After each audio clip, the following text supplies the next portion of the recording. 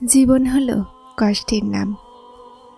এখানে সুখ আসে চলে যায়, যদি কিছু ছেড়ে যায় তাহলে উদাসীন।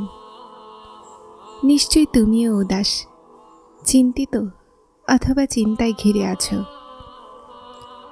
কিন্তু জানো, একবার যা লিখে আল্লাহ তোমার হাতে ধরিয়ে দিয়েছেন সেটা কি কেউ মুছতে পারবে না।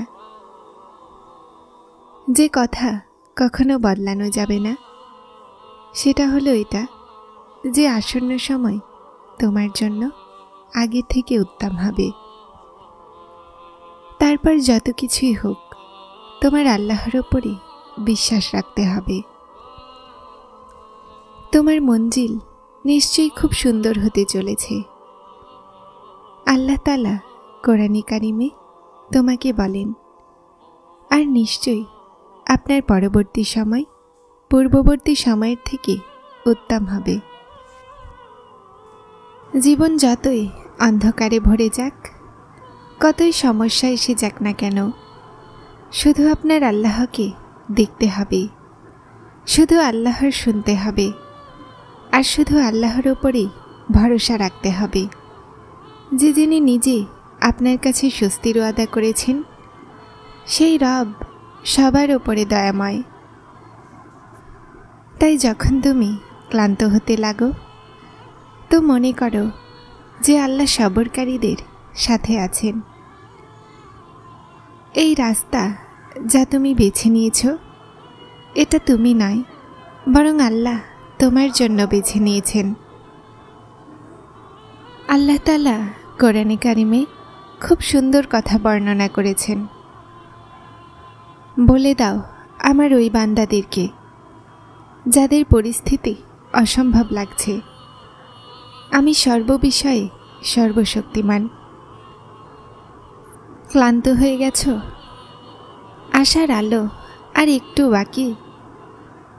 তোমার চাওয়াকে আল্লাহর চাওয়া বানানোর জন্য আর একটু দোয়ার বাকি।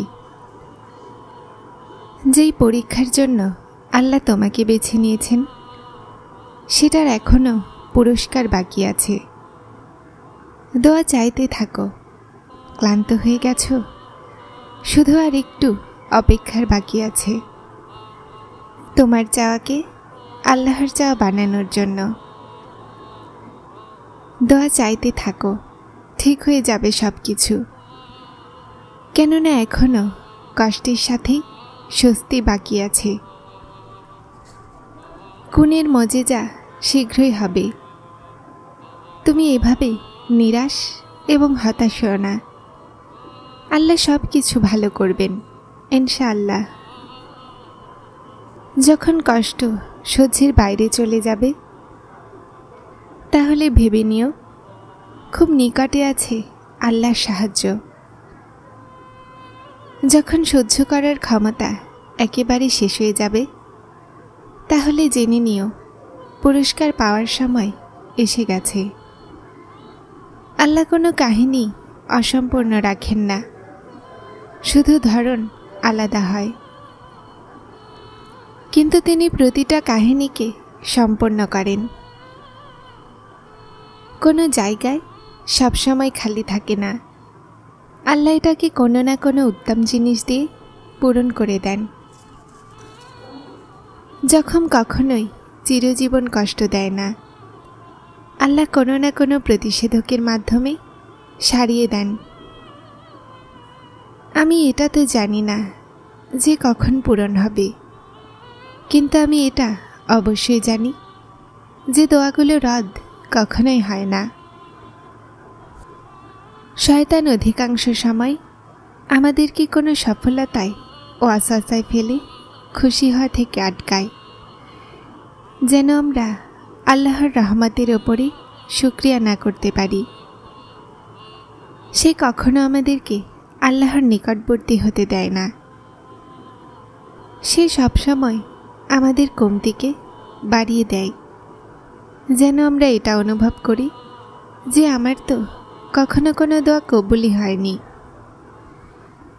যখন এই মুহূর্তে আমরা অনেক খুশি নিয়ামত উপভোগ করছি, যা কখনো আমাদের দোয়ায় ছিল, আমাদের সবাইকে এই হতাশাকে মন থেকে বের করে দিয়ে নিজের রবের শুকরিয়া আদায় করা উচিত। তারপর উনি তোমার মনের পছন্দ মতো জিনিস তোমার কাছে আনবেন সঠিক সময়ে, আর তুমি অবাক হয়ে যাবে। তুমি যা ভেবেছিলে তা একদম সত্যি ছিল। তোমার দোয়াগুলো কবুল হবে। যা তোমার নসিব ছিল তা সঠিক সময়ে তুমি পেয়ে যাবে। নিজেকে শয়তানি ওয়াসওয়াসা থেকে বাঁচাও। তোমার যুগের কাজ হলো তার এক মুহূর্তের কাহিনী। তোমার সারা জীবনের চাওয়া তার জন্য এক কোণের ব্যাপার মাত্র। যেখানে এতটা সবর করেছ না, সেখানে আর একটু সবর করে নাও। যেখানে এত চেষ্টা করেছ, সেখানে আর একটু চেষ্টা করে নাও। উনি যদি মন পরিবর্তন না করছেন, তাহলে বিশ্বাস রাখো যে তিনি তোমার নসিব বদলাতে রাজি আছেন। আর যখন তিনি রাজি হয়ে যান না, তো কারো আর কি প্রয়োজন যে তার রাস্তায় বাধা হয়ে দাঁড়ায়।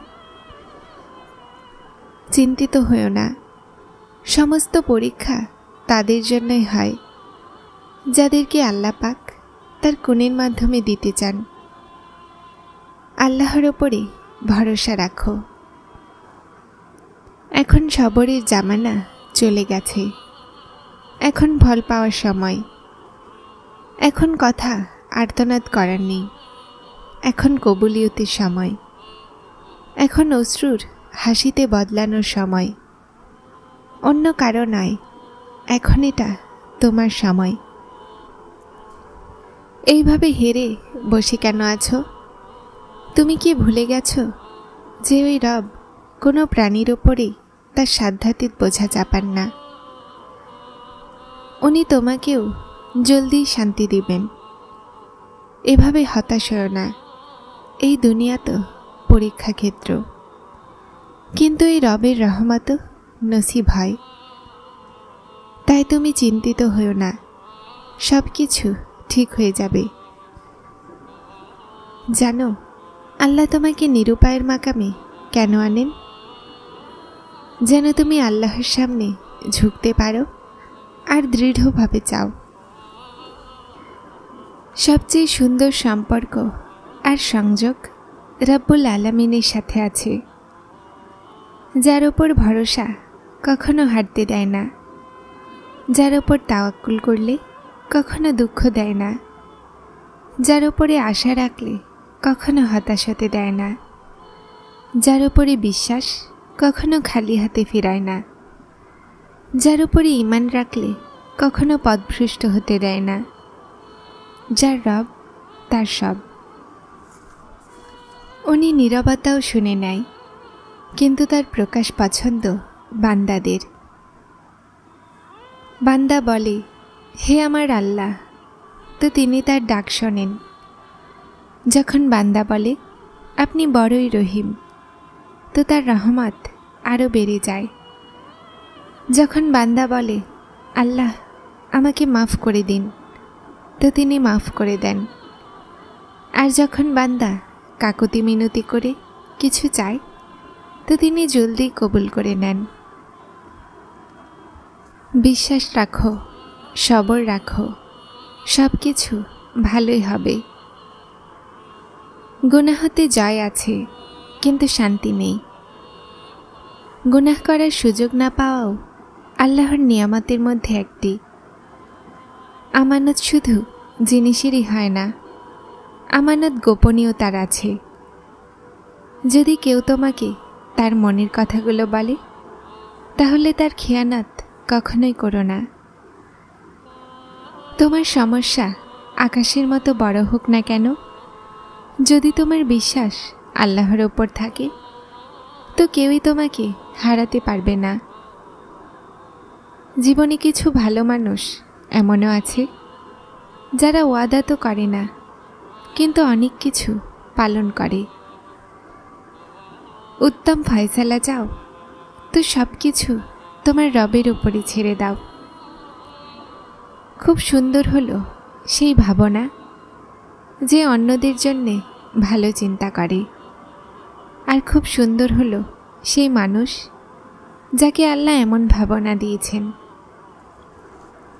আল্লাহ তাআলা বলেন, আমি তোমার ধারণা, তুমি যেমন ধারণা করবে আমাকে তেমনই পাবে।